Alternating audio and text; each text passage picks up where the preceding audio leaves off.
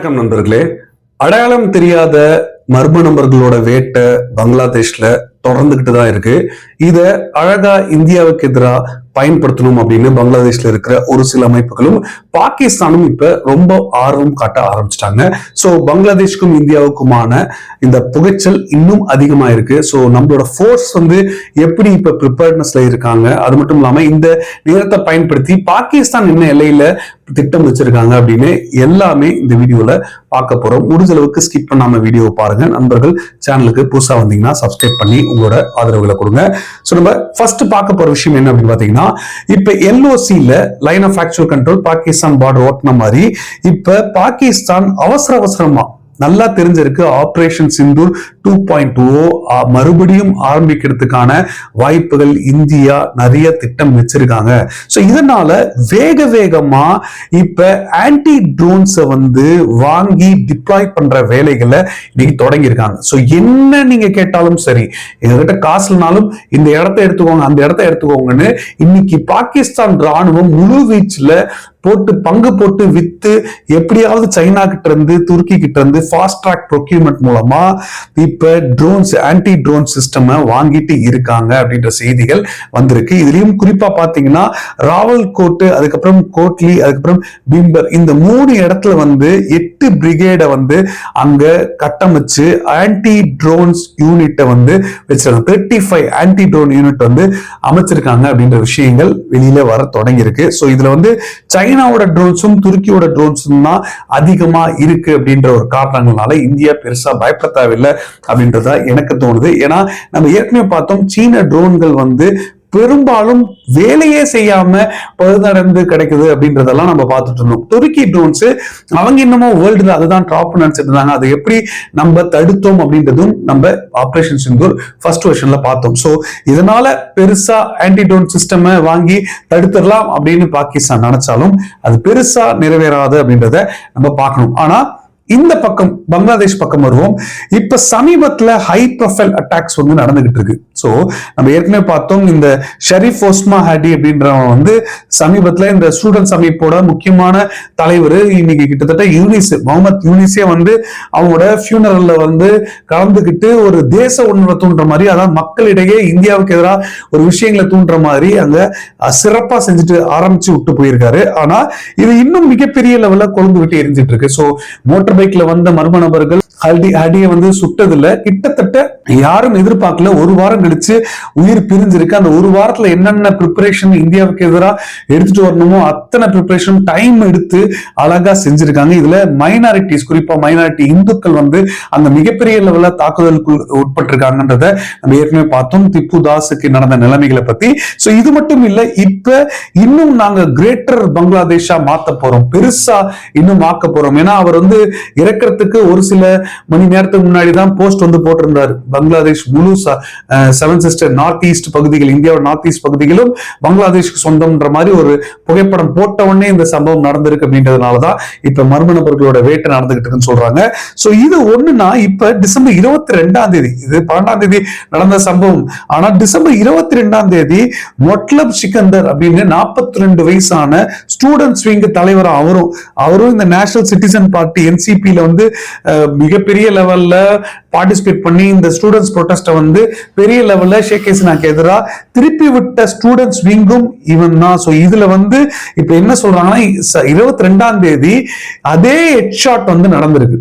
அடையாளம் தெரியாத மர்ம நபர்கள் ஹெட்ஷாட் பண்ணிருக்காங்க. ஆனா இது ஒரு சில ஊடகங்கள் ஷாட் டெட்னு போட்டிருந்தாங்க. ஆனா இப்ப இருக்க ரீசன்ட் ரிப்போர்ட் படி பாத்தீங்கன்னா, டாக்டர்ஸ் அவுட் ஆஃப் டேஞ்சர்ல இருக்காங்க. ஒரு காது பகுதியில போய் எப்படியோ நாங்க அதை ஆப்ரேட் பண்ணி எடுத்துட்டோம் புல்லட் அப்படின்ற மாதிரி சொல்லியிருக்காங்க. சோ அதனால உயிருக்கு எந்த சேதமும் இல்லைனாலும் இப்ப கிட்டத்தட்ட ஒரு மேல்மட்ட லெவல்ல கொஞ்சம் பயந்து போயிருக்காங்க.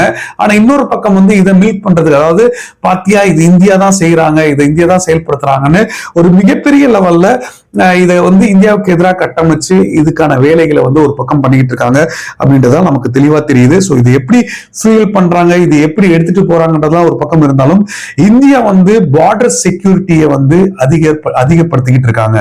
குறிப்பா அஸ்ஸாமோட சீஃப் மினிஸ்டர் என்ன சொல்லியிருக்காருன்னா, எப்பொழுதுமே பொதுவாகவே பங்களாதேஷ்ல இருந்து நிறைய பேர் இன்ஃபில்ட்ரேட் ஆவாங்க, குறிப்பா அகதிகளா உள்ள வருவாங்க. சோ அது இப்ப வந்து இன்னும் அதிகரிக்கிறதுக்கான வாய்ப்புகள் இருக்கு, நாங்க அதை கூர்ந்து கவனிச்சுக்கிட்டு தான் இருக்கோம் அப்படின்ற விஷயங்களை வந்து அவர் தெரிவிச்சிருக்காரு.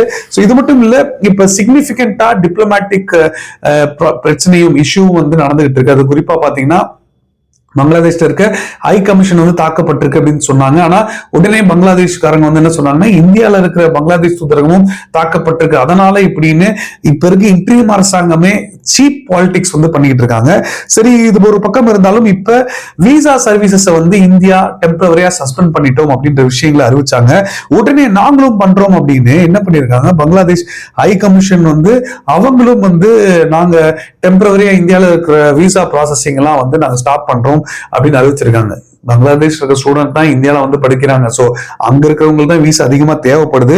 ஆனா இப்ப இந்த டெம்பரரி சஸ்பென்ஷன் பேருக்காக இருந்தாலும் இது வந்து ஒரு பெருசா எந்த ஒரு மாற்றமும் பங்களாதேஷ் கொடுக்க போறது, பண்ணிட்டு போட்டோம் அப்படின்னு விட்டுறலாம்.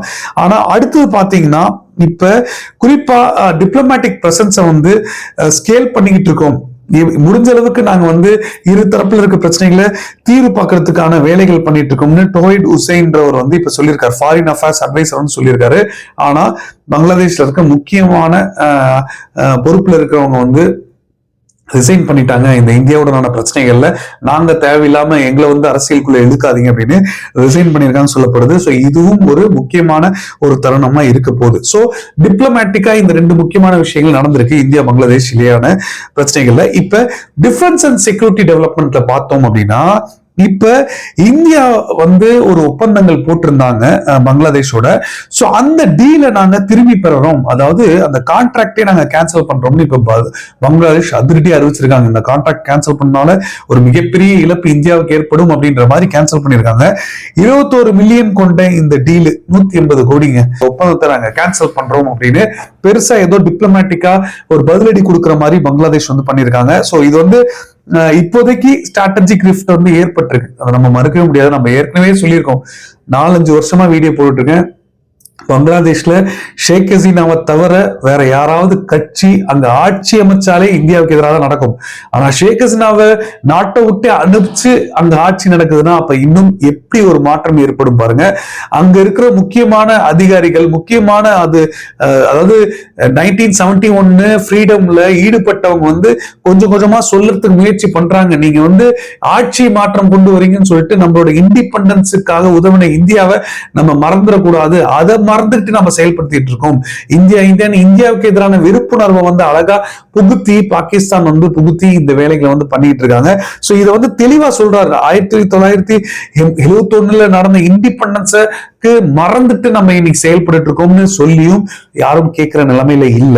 சோ இது இருக்கட்டும் ஒரு பக்கம், டிப்ளமேட்டிக்கா எப்ப அது மாறும்ன்றது இன்னொரு பக்கம். ஆனா செவன் சிஸ்டர்ஸை பத்தி மறுபடியும் யாராவது அதிகாரப்பூர்வமா இல்ல அபிஷியலா இருக்கவங்க யாராவது பேசிட்டாங்கன்னா, இந்தியா ராணுவ ரீதியான பதிலடி கொடுக்கறது மட்டும்தான் கரெக்டான தீர்வா இருக்கும் அப்படின்னு நமக்கு தோணுது. ஏன்னா இது அப்படியே இழுத்துட்டு போனா இன்னும் அவங்களுக்கு பிளானிங் பண்ணி சைனாவுக்கு உள்ள கொண்டு வந்து நிறைய திட்டங்கள் போடுவாங்க, இதை வந்து நம்ம மறுக்கவே முடியாது. ஆனா இப்ப ஆன்டி இந்தியா மைண்ட் செட் மூலமா இப்ப குளிர் காஞ்சுக்கிட்டு இருக்க இந்த பங்களாதேஷுக்கு என்ன திட்டம் வச்சிருக்காங்க அப்படின்றது நமக்கு தெரியாது, பொறுத்திருந்தான் பார்க்கணும். ஆனா தொடர்ந்து இந்தியாவும் அவங்களோட பிஎஸ்எஃப் நம்மளோட ஃபோர்ஸ் வந்து எல்லை பகுதிகளை அதிகமா வந்து இப்ப டிப்ளாய் பண்ண தொடங்கியிருக்காங்க. சோ இதுல குறிப்பா பாத்தீங்கன்னா கிராஸ் பார்டர் இருக்கிறதுக்கான வாய்ப்புகள் இருக்குன்னு இப்ப சமீபத்துல இன்னும் பார்டர் ரீதியா ஆர்மி ரீதியான பிரச்சனைகளை உசுப்பேத்துற வேலைகளை வந்து இன்னைக்கு இருக்க இன்ட்ரீம் அரசாங்கம் நடத்துறதுக்கு முயற்சி பண்றாங்க.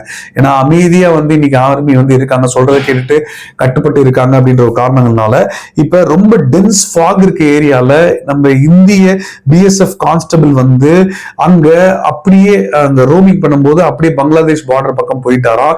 ஸோ இது போனனால இப்ப அவங்க வந்து உடனே பங்களாதேஷ் பார்டர் கார்டு இருக்காங்க பாத்தீங்களா, அவங்க வந்து உடனே இதை வந்து ஒரு பெரிய இஷ்யூவா எடுத்துறதுக்கு முயற்சி பண்ணியிருக்காங்க. பட் அது எப்படியோ தடுக்கப்பட்டிருக்கு அப்படின்னு சொல்லியிருக்காங்க. அது மட்டும் இல்லாம இந்தியன் ஆர்மியும் பிஎஸ்எஃப்பும் இன்னும் ஹை லெவல் செக்யூரிட்டி வந்து திரிபுரா ரீஜன்ல வந்து அதிகப்படுத்தியிருக்காங்கன்னு சொல்லப்படுது. ஏன்னா அந்த ரீஜன்ல இன்னும் வேற ஏதாவது இந்த கொள்கைகள் ரீதியா நம்ம ஏதாவது மாத்திரலாம், நம்ம ஏதாவது பிரச்சனைகள் பண்ணிடுவோம் அப்படின்ற ஒரு திட்டங்கள் போட்டிருக்காங்க. ஆனா அது பெரிய லெவல்ல எந்த ஒரு பாதிப்பும் இந்தியாவுக்கு கொடுக்க போறது இல்லை. இருந்தாலும் இந்தியா அங்க அதிகப்படுத்திருக்காங்க. இல்லீகல் பங்களாதேஷிஸை நாங்க சும்மா விட மாட்டோம்னு அஸ்ஸாம் மற்றும் அருணாச்சல் பிரதேஷ்னு நிறைய இடங்கள்ல வந்து இதுக்கான எதிர்ப்புகள் வந்து கிளம்பி இருக்கு அப்படின்றதுதான் நமக்கு தெரியுது. சோ கண்டிப்பா பங்களாதேஷ் இந்தியாவோட இடையான இந்த பிரச்சனைகள் இன்னும் அதிகரிக்கிறதுக்கான வாய்ப்புகள் இருக்கு. இப்ப நடந்த சமீபத்தில் நடந்த இந்த ஷெரீப் ஒஸ்மாடியோட அசாசினேஷனுக்கு பிறகு ஆன்டி இந்திய மைண்ட் செட்டை ரொம்ப அழகா தண்ணி ஊத்தி வளர்த்துக்கிட்டு இருக்காங்க பங்களாதேஷ்ல. சோ இதை எப்படி டீல் பண்ண போறாங்க அப்படின்றதெல்லாம் நம்ம பொறுத்து தான் பார்க்கணும். சோ இதான் இன்னைக்கு நான் வந்து முக்கியமா சொல்லணும்னு நினைச்ச தகவல். கண்டிப்பா உங்களுக்கு பிடிச்சிருக்கும் நம்புறேன். பிடிச்சிருந்தா நீங்களும் உங்க ஃப்ரெண்ட்ஸ்க்கு ஷேர் பண்ணுங்க. அதே மாதிரி இதை தவிர வேற ஏதாவது கருத்துக்கள் இருந்தாலோ இல்லை நீங்க ஏதாவது சொல்லணும்னு நினைச்சாலோ எந்த ஒரு தயக்கமும் வேண்டாம், தாராளமா கீழே கமெண்ட்ல சொல்லலாம், இல்லாட்டி எனக்கு டைரக்டா மெசேஜ் பண்ணி சொல்லலாம். இன்ஸ்டாகிராம் லிங்க் வந்து டிஸ்கிரிப்ஷன்ல கொடுத்துருக்கேன். ஸோ கடைசி வரைக்கும் பார்த்தமைக்கு மீண்டும் ஒரு மிகப்பெரிய நன்றி. ஜெய்ஹிந்த், பாய்.